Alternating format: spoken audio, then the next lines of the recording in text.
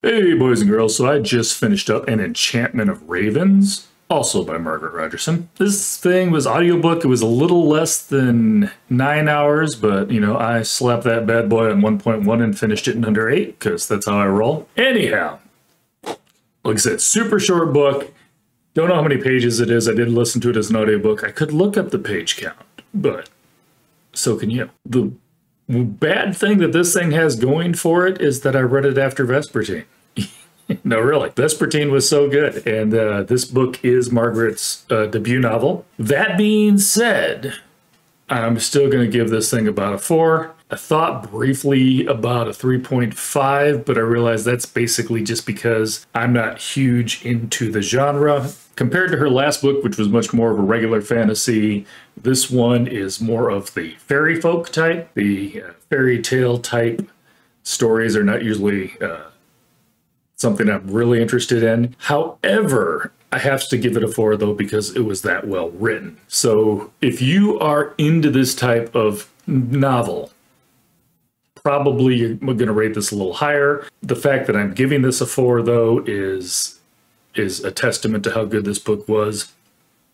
Part of the problem is, again, at my age, reading a book where a 17-year-old girl falls in love with, a hundreds-of-year-old man is just a little bit on the creepy side. But yeah, I am not the target demographic for this, and I understand that. So, gonna give this a 4. The older you are, probably the less this type of book is going to appeal to you. However, for the demographic that it's aimed at, it's probably going to rate just a little bit higher. This one's super short. I don't want to give in too much.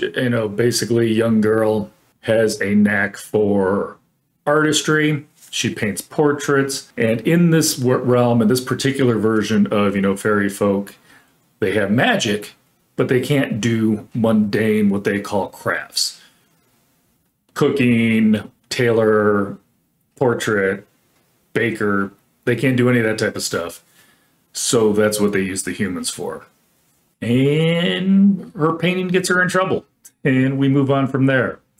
So if you do like fairy folk, if you like alder kings, if you like magical creatures that aren't fully creatures, yeah, this one's for you. Good book, even though I'm not a huge fan of the genre. Still really well written. I think you'll enjoy it. Also, this one happened to have been narrated by Julia Wellen.